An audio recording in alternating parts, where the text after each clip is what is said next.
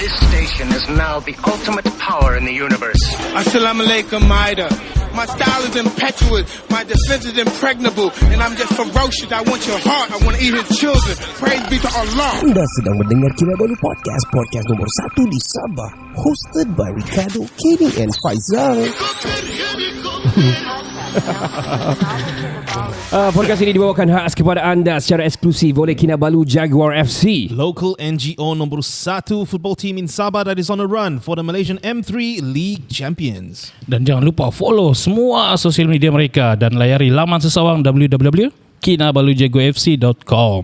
Now on to the V. Tiga lelaki, dua bapa, satu bujang. Podcast pertama paling tidak kurang. Di Sabah nombor 1 yang lain boleh pulang. Info terkini tajuk best paling mana. Si Kado botak janggut lebat tiada lawan. Kenny ketawa boleh sampai pecah syawak. Si Faizal pula bagi pancaan lipat awak. Kami training, kami ranking, jom jadi kawan. Dari yang dekat mari sini jangan jauh. Volume kasih up, kasih gempa baru jago. Jokes kami cool, lawak masuk pool. Kadang kami carut sama macam 3 Abdul. Come on everybody, let's move to the beat. Crack the volume up dengan podcast tidak stupid. Jangan jauh, mari kami bau. Ciao bella ciao, ciao bella ciao. Selamat kembali ke podcast nomor 1 di Sabah. Saya Ricardo Dan saya Kenny. Dan Faizal di sini. Yeah, kami dari Kinabalu Podcast, the number 1 podcast in Sabah, legit. Yep, legit. I have to say that. Before kita carry on with our second session, kita masih lagi bersama dengan Datuk Verdon Bahanda. Yes, we are. Very humble person. Dalam kebasahan pun dia bahaya pula dalam Dalam kebasahan. lain. I'm sorry. Di dalam basahnya seluarnya pun lain juga. Lain juga. Nampak kau ni?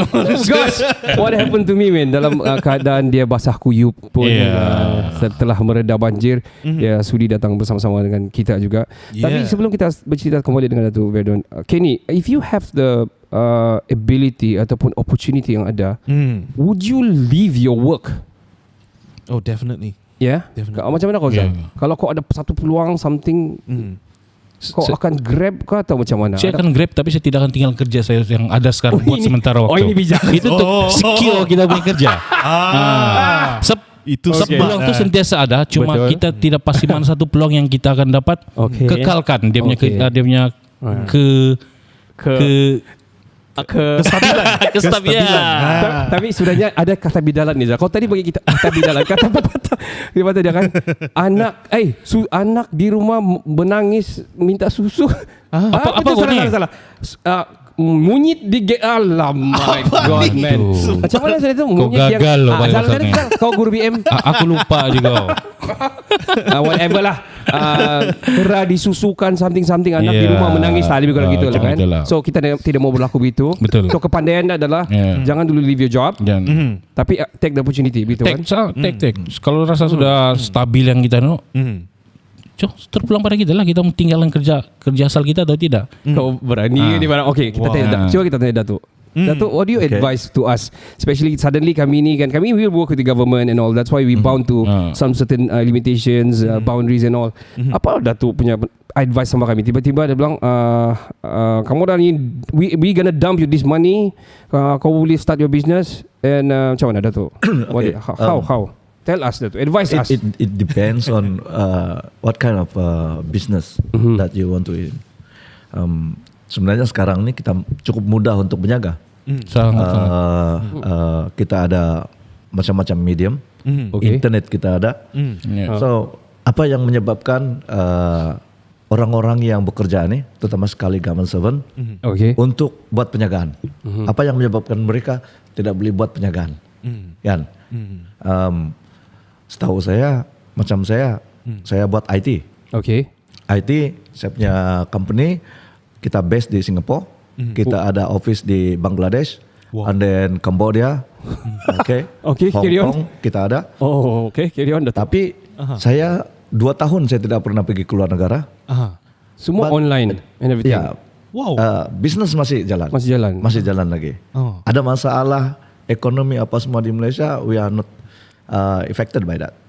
So apa yang menyebabkan government servant ataupun orang yang bekerja ni, dia tidak boleh buat bisnes yang lain. Pursue, In additional, sekarang ni government macam boleh bagi politik pula. Kita mau baru saja tu. Baru dia ngomong. Mau masuk sudah kita ni di second part. Okay, itu tambahan. Okay. Maknanya nothing can stop us. Okay. There is no limitation in doing anything or other than whatever kamu punya basis sekarang ni. Misalnya seorang terutama sekali macam guru. Cikgu ni dia punya masa untuk mengajar, dia bukannya 8 to 5. Betul. Dan cuma of course you have to do it professionally lah. Yes. Betul. And you have to complete all the tasks, and then after that you are free to go. I mean you're free to do anything you want. Yeah. Okay. So what is the limitation that you think that will stop you? I think that is because of the stigma lah, Datuk. I think stigma dan pemikiran dan mentality yang kita orang ada. That's why kita berbalik kepada cerita yang macam belia-belia habis dia kan. Diorang terus yang kamu mesti masuk government, mesti SPA 8 and all. Saya rasa probably because of that. Dan itulah orang bilang mentality dan pemikiran tu masih lagi di tokok yang aku kira pakai tokok lah kan. Obat tokok tu. Di Ataupun dia pemikiran orang rasa macam stability tu di sana dia orang nampak, padahal actually opportunity tu ada banyak di mana-mana dan semua macam Datuk cakap dia sebenarnya tiada limit. Knowledge ni actually there's sky is the limit orang bilang. Tapi we will never reach sky pun kan. Tapi kan kita tumpu sama kerja kita lah kan, cikgu ni kan. Kalau saya tengok hampir 90% cikgu-cikgu dia ada side job. Side hustle. Dia tetap dia akan buat, cuma ada yang dia teruskan, ada yang separuh jalan dan mungkin ada menemui kegagalan. Dan bila satu kali gagal dia saya tidak boleh sudah. Sebab mungkin bisnes yang dia bom tu kan mungkin MLM. Sebab ini dia bilang kamu cari 2, ni 2 nanti dapat 3, di 5 yang ke atas akan dapat pairing, you know, stuff like that. Macam pernah. Macam banyak tahu kawan-kawan gitu. Dan juga dia guna nama bini aja. Well, I understand apa kau cakap tu Zal. Mungkin ada orang yang dia punya kekuatan mental ataupun kekuatan the force of orang bilang wanting more tu tidak sekuat macam mana Datuk ataupun the rest of the people here yang ada masalah begitu. Saya anggap itu bagi saya masalah juga, because kadang-kadang dia block kita punya expanding kita punya pemikiran because of that. Dan kita berfikiran bercelaru semua kan. Sama mungkin satulah ketara kenapa silap langkah tu, semua mau cepat kaya. Bila dalam kepala otak tu dia mau cepat kaya, asik dia pikir saya buat ni saya akan kaya terus. So dia tidak akan berjaya macam mana yang Datuk nasihatkan. Tapi saya mau cepat kaya. Mau cepat kaya. Sorry. Dia ada. Sial. Sorry. So, hari ini ada. Datuk, coming back to you're saying that sekarang ada wadah yang sangat besar, ada orang bilang medium ataupun spreader yang lebih besar dari segi internet dan everything. Kita banyak orang jual bundle pun daripada internet saja. Ada yang making money jual handbag bundle daripada internet juga. Ada juga yang jual kucing miau daripada Facebook juga. But they make money out of it. Ada yang pre-love and everything. I want to ask you Dato', ini kita akan terus terang akan slow masuk di politik lah. Dulu I have to be frank, I don't interested in politik, tapi bila kita jalan ada lubang di jalan raya, kita pusing ataupun jalan gelap, lampu kereta tidak berapa kuat, and then lampu jalan tiada. And then kalau macam hujan sikit sudah tertimbun tu jalan. Sudah orang bilang sudah terputus tu jalan because of banjir and everything. So macam bila pusing, kenapa ni begini? Ini sebab dia punya parit begini. Sebab dia punya begini. Lasa sebalik pergi dia punya local authorities, lepas tu pergi pula dia punya wakil rakyat dia, dan tu dia secara indirectly sebenarnya, bukan indirect sebenarnya, dia very direct sebenarnya adalah political, because of political issues and instability yang ada di Malaysia ini. So adakah Datuk agree sekiranya Sabah ini to be frank lah, macam tadi pun Datuk sampai sini lain tiada. Nasib saya bagi wifi nanti saya keluarkan quotation. No, joking. I'm just joking. Ini pun dorang sponsor. Ini kita punya. Ini asal kau kan ini? No. What I'm saying Datuk, sekiranya kita ada 5G, kita mungkin kita punya anak muda ataupun belia ataupun kita ada pencawang lebih lah yang orang bilang tiada masalah lain lah di sini kan. It could be something massive in terms of productivity yang ada daripada produk-produk belia kita. Kadang-kadang ada orang, to be frank, akademik dorang tidak berapa bagus, but But diorang bagus dari segi otomotif ataupun diorang bagus dari segi diorang punya online vlogging atau jual ataupun e-games and everything. So apa Datuk punya pandangan terhadap the issue of not having good connection di Sabah? Frankly speaking, Kota Marudu pun not so good. Yeah. Yeah, kalau if we want to be leveled with other part of the Malaysia, country, part of Malaysia, benda pertama yang kita perlu ada adalah infra. Infra ini bukan hanya setakat jalan raya macam kita tahu, bukan setakat talian listrik, tapi sekarang infra ini termasuk rangkaian internet yang stabil, yang laju. Betul. So benda ini saya rasa memang satu keperluan, terutama sekali belia-belia kita untuk menceburkan diri dalam perniagaan. Sebab the fastest growing business actually is something to do with internet. Yeah, that's true. Dan bagi saya, bila kita berniaga dalam bidang IT ataupun menggunakan IT sebagai medium untuk perniagaan kita, sebenarnya like you said, sky's the limit. Yeah. So orang berniaga, katakanlah beli daripada Alibaba. Betul. Lepas itu kita tidak buka kedai pun, kita tidak buat kita tidak perlu beli pun barang tu. Lepas itu kita letak di Amazon, katakan Amazon hanya dengan perbezaan harga. Kalau daripada China dengan duit China mungkin say 10 yuan. Tapi kita letak di $10. $10. Leveraging lah. Jauh juga tu. Ramai orang yang buat sebenarnya dan jadi jutawan just because of this. But if you don't have the infra stable connectivity, you cannot do this. Betul. Yeah. So ini pun salah satu yang saya nampak salah satu kelemahan yang kita ada. Yes. Then, those politicians keep on saying that they are going to provide everything. Lama diorang ni. But the problem here is it's all about talk and talk and talk. Ya, Datuk.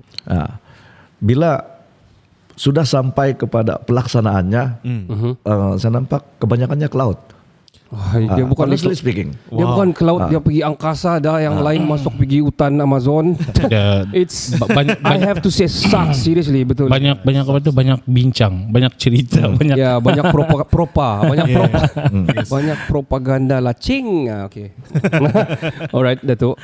So maksud Datuk, memang Datuk sokong actually the medium ini perlu diperkuatkan. Of course. Saya rasa kalau Datuk, nanti kita tanya dia akan stand ataupun tidak di Sekamim Biarua. Tapi saya rasa kalau Datuk gonna be the main in charge, jangan cakap CM lah ataupun apa-apalah.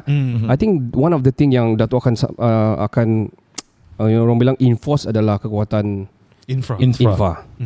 Ya. Wah. Bukan kita saya berfikir, Datuk berfikir kita. Okay, of course lah kan. Of course.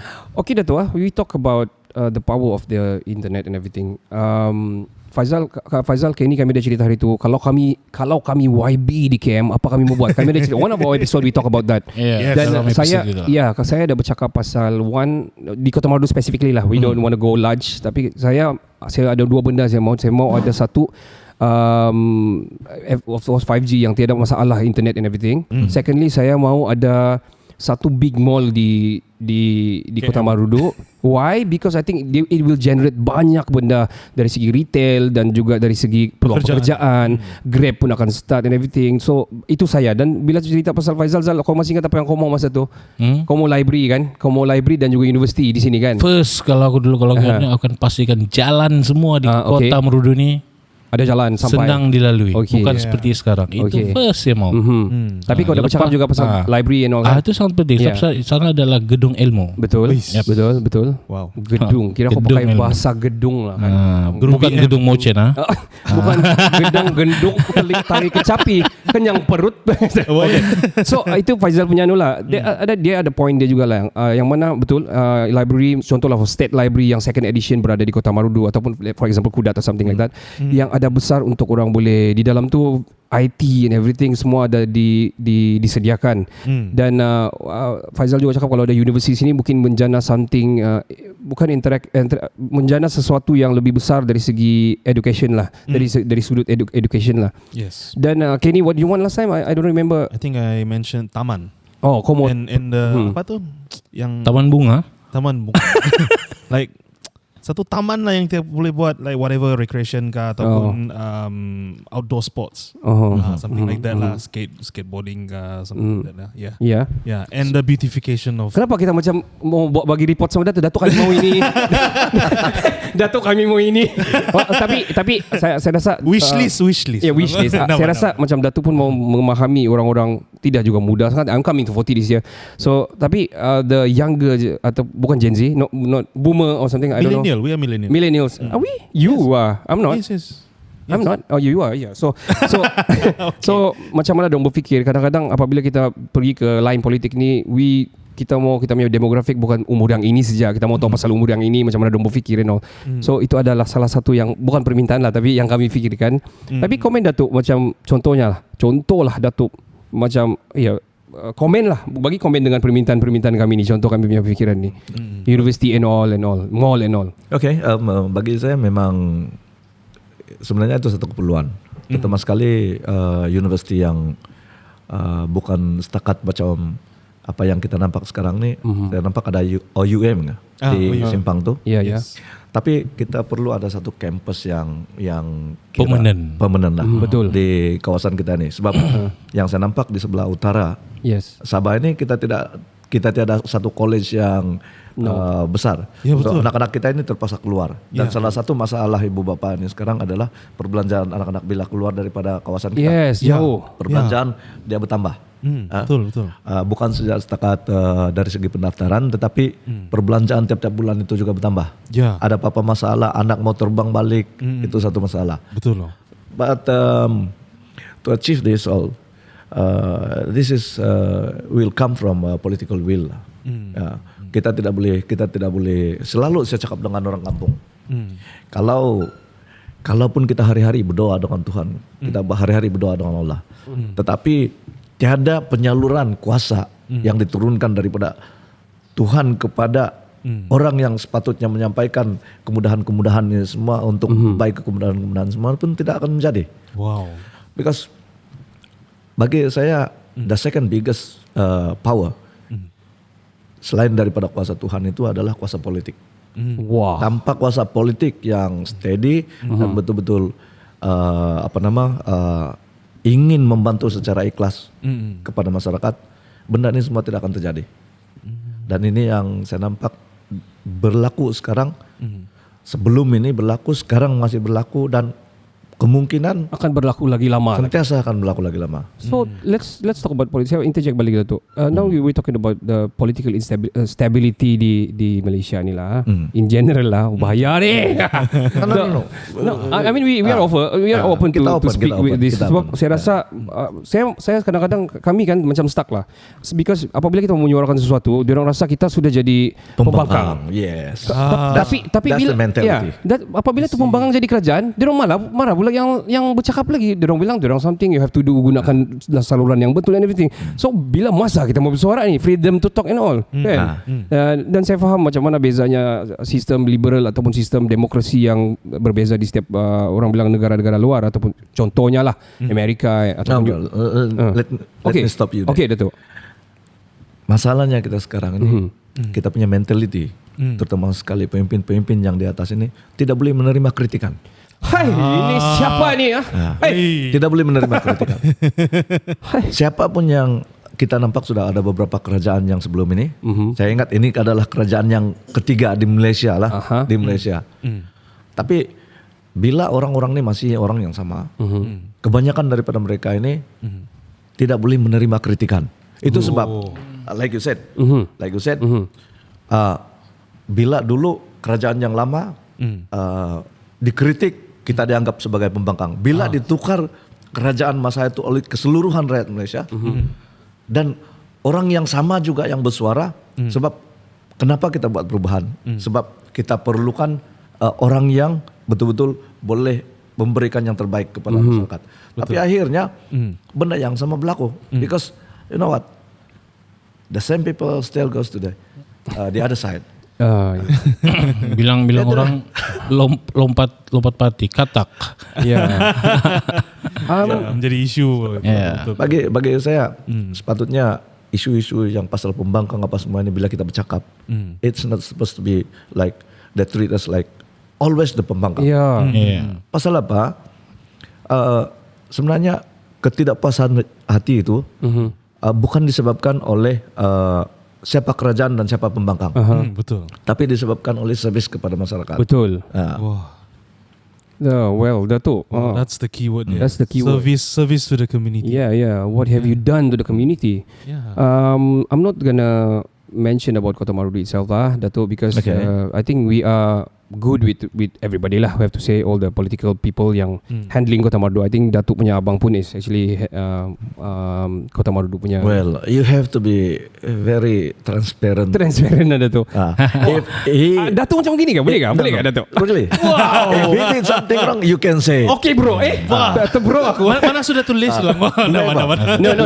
No. I think I've spoken to people juga. Mungkin ada yang cakap mungkin media Datuk abang Datuk mungkin tidak kuat, kita tidak nampak apa yang berlaku yang dia buat di Kota Marudu, not because of tidak, mungkin it's a long term dan juga ada benda-benda yang perlu saya faham konsep slow and steady and stuff, bukan senang, bukan yang terus boleh dapat and everything bila kau minta kan. Tapi what I see yang Datuk buat going down to meredah hutan and everything sampai pergi Banggi apa semua.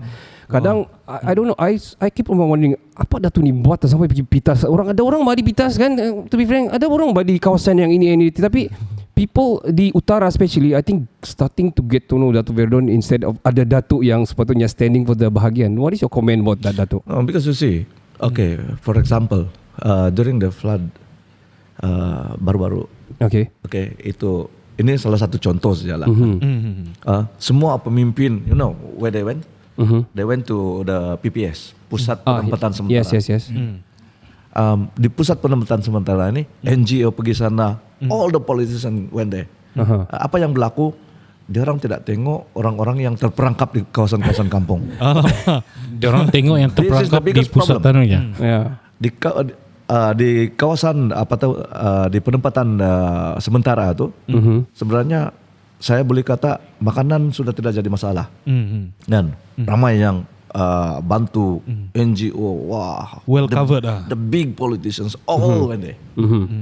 Semua ada sana. Ada yang antar lepas tu ambil gambar itu saja. Ada yang pakai itu kasih pom air timbak cicak. Tapi dia orang tidak tengok berapa orang yang terperangkap misalnya di kawasan-kawasan pedalaman terputus bekalan beberapa hari.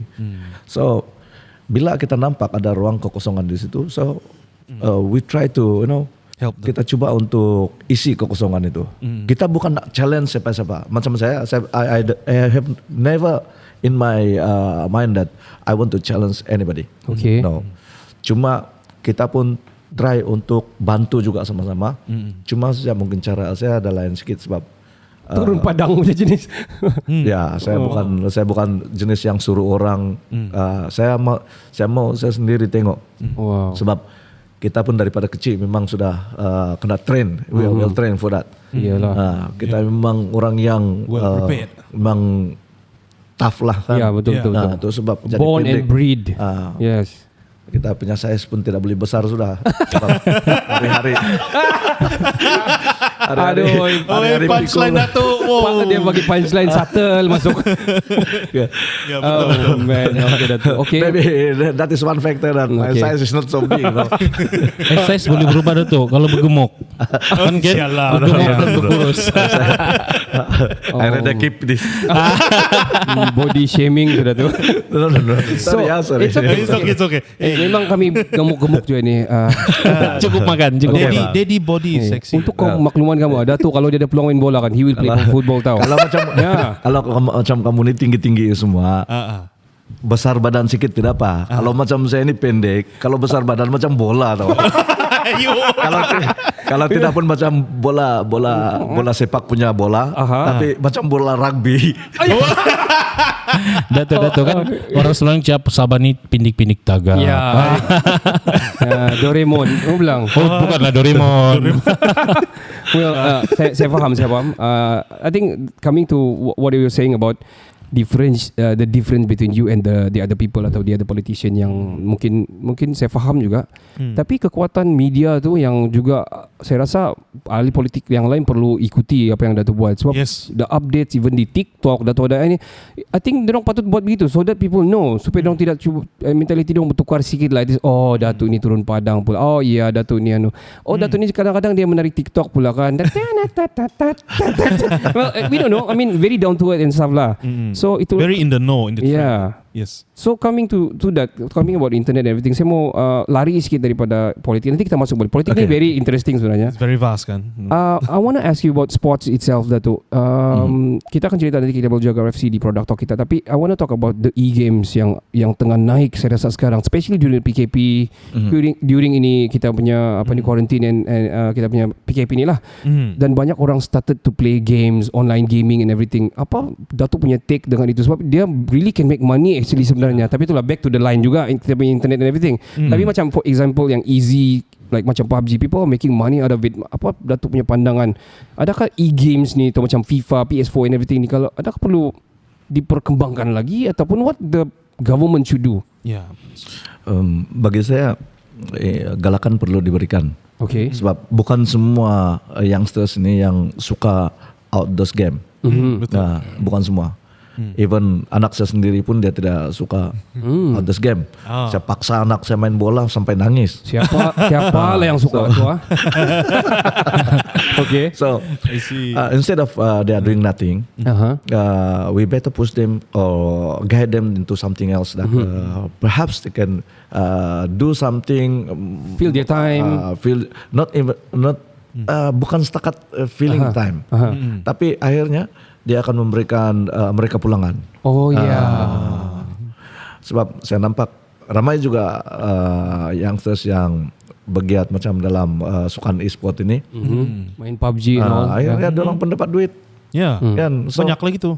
Ini yang kita sebenarnya sepatutnya terapkan dalam kita punya mentality untuk setiap kita punya youngsters. Cuma saja bagi saya buang masa itu adalah satu benda yang betul-betul tidak menguntungkan. Kalau kita mau buat something, kita buat betul-betul sampai dia menghasilkan sesuatu. Benda ini yang sepatutnya kita terapkan. Kalau dia main game, habis kalau masa cuti itu almost 24 hours in the room. There is no achievement at all. Katakanlah dia main PUBG lah sampai 2 bulan, and then dia tidak boleh juga achieve something. Better stop. Change to something else. Kalau dia dapat sampai conqueror, ranking rank. I don't know the stuff, man. Itu bagi saya setiap benda yang kita buat itu, terutama sekali yang anak-anak muda inilah.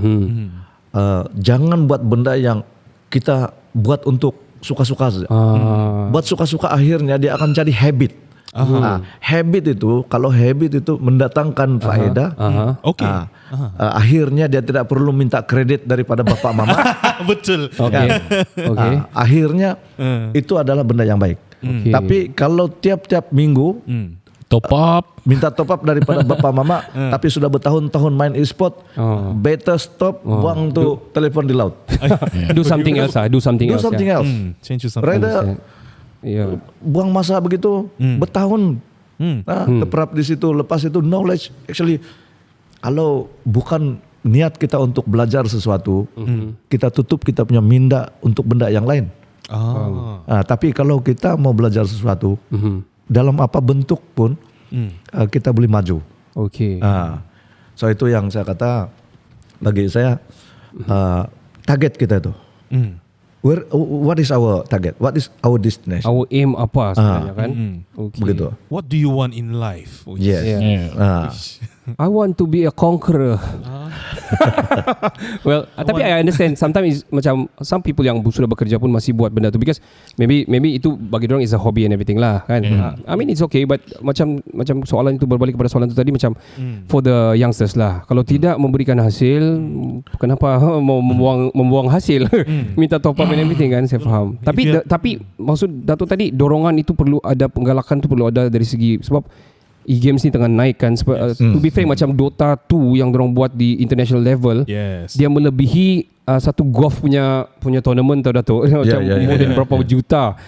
So I think Sabahan also banyak. Ini yang saya dengar di antara kawan-kawan gamers saya bukan gamer tapi ada kawan-kawan gamers yang cerita, banyak dorang punya kawan-kawan yang bagus diambil oleh tim-tim di Semenanjung sudah. Because dorang tiada platform untuk pergi di Sabah ni. Bagus ikut si Anu lah, ikut si who's that yang beli apa tu kereta pakai slipper Jepun tu, who's that? I forgot the name.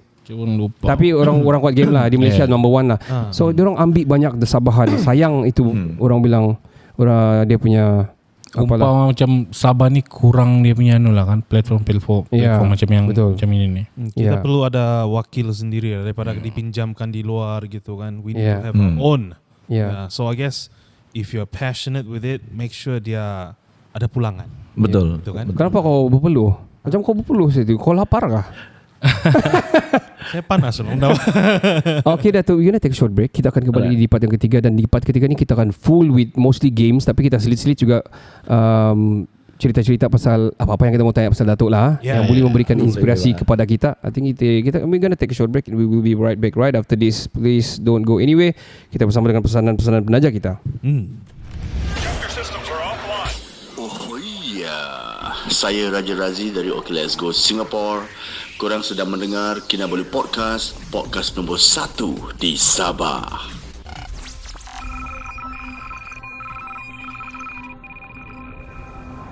Selamat kembali ke podcast nombor 1 di Sabah. Kita masih bersama dengan the owner of Kinabalu Jaguar FC.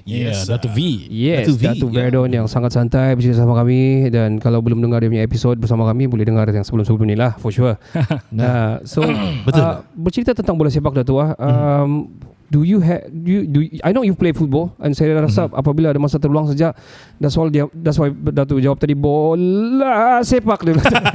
Sebab dia akan pilih bola sepak, which is it's bukan saya cakap easy game juga. Golf ni it's mental and also orang bilang technical juga. Yes, very but technical. Probably the vibe is different lah bila bermain main bola, Dato'. Main itu bola. So you play golf, Dato'? No. Oh, you don't play golf? Okay. Alright. But I know how to hit the ball. Okay. All ball he can. So tapi I know you got your clubs di rumah. Ada juga kayu-kayu golf and everything ada juga. Tiada? Dulu ada tiga set kah? Okay. Bagi orang. 3 set golf club orang bagi saya. Tapi semua saya bagi kepada kawan-kawan semua. Brand dia tailor made. Sembarang. One of it. Okay. Ini kayangan punya game ni. Siapa? Oh man, I cannot brand to play this one. Saya sakit badan loh. Pusing-pusing. I cannot even hit the ball. Tidak kena. Tapi pernah terlepas lagi tu club. Tapi kalau burger 3 ngam kau punya target. Kalau burger enggak macam makan lah. Oh iyalah, betul lah. So Dato', talking about football again, Dato', you started Kinabalu Jaguar FC, and I do not remember you pernah pegang Sabah FC before you started Kinabalu Jaguar FC. And I don't know orang bilang judge and argue what is going on there di yang isu itu. Tapi tell me, during your time sempat memegang Sabah FC during the time. Okay.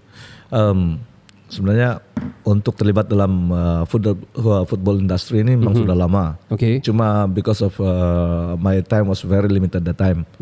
Saya rasa saya tidak boleh handle ini. Sebab sebelum PKP itu banyak masa saya sebenarnya untuk keluar negara dan sebagainya. So during the PKP I spent a lot di rumah lah. And then tiba-tiba saya kena offer untuk jadi CEO kepada Sabah FC. So saya terima itu dan saya kata saya tidak akan ambil gaji untuk jadi CEO. Instead of getting any salary from Sabah FC, akhirnya masa itu saya terpaksa mengeluarkan duit daripada pocket sendiri untuk tutup melunaskan tunggakan lah masa itu about 2 million plus. Wow, 2 million. Berapa kau mau? 2 million lah, ambil lah. Dua ketul. So, bila berlaku perubahan dalam kepimpinan Safa, some people just don't want me there. And then I feel that I wasn't in the right place at that time. But my passion in football is still there. And then it's getting stronger and stronger. So what happened was saya cakap saya pun tidak kerja lain, saya tidak boleh terbang ke luar negara apa semua masa itu. And then I started this club. Wow. Yeah. Wow. So it's for the love of the game, one thing. Yes. And of course the future opportunity out of it lah. Passion for the sport. Tapi sempat keluarkan 2 million. That's not a small sum. Ya, bukan. Saya berharap sudah Sabah FC bayar balik lah, Datuk. Sudah. Syukur. Itu salah satu syarat yang saya letakkan bila melepaskan jawatan dan juga melepaskan pegangan hak saya. Sebenarnya selepas saya membayar tunggakan gaji masa itu pemain-pemain Sabah FC, saya masih perlu keluarkan beberapa juta sepatutnya. Dan saya kata I'm just an appointed CEO. So tidak adil bagi saya kalau saya terus keluarkan duit. Betul. Tanpa ada kedudukan yang tetap di dalam Sabah FC ketika itu. So eventually they made the decision to give the rights of 70% of Sabah FC to me. During the time. During the time, yes. Dan saya pun setuju untuk mengeluarkan duit perbelanjaan lagi untuk melangsaikan beberapa benda lagi lah. But before I top up the money, something happened in Safa. There was changes in the leadership of Safa, and then saya nampak there was some pressure for me to accept some people inside, and then masuk dalam pengurusan dalam Sabah FC. Sebab sepatutnya masa itu dan sampai sekarang ni, we are in the process of fully privatization of all the professional football club in Malaysia. This regulation that comes from FM, but it comes from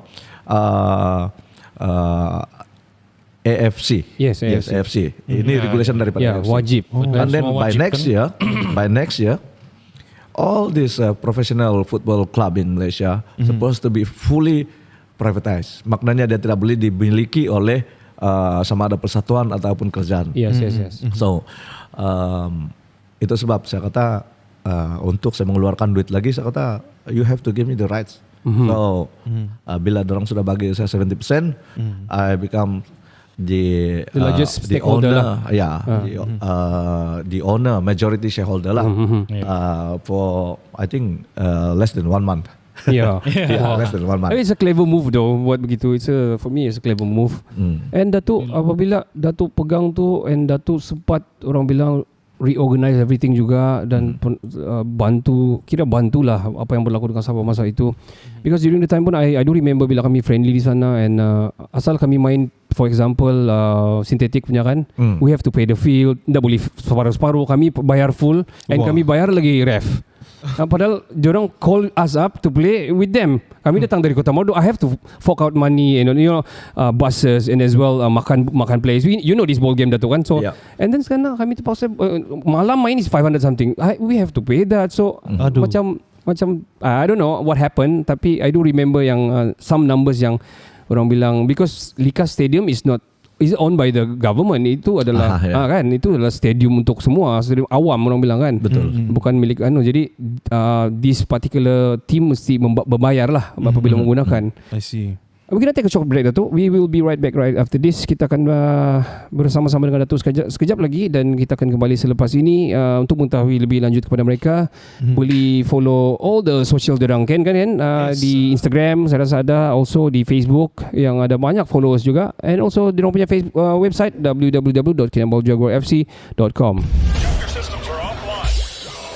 Hi, I'm Anne Athena Osman, and you're listening to Kinabalu Podcast, the #1 podcast in Sabah. systems are offline. Number 1 for today's hits and all-time favorites.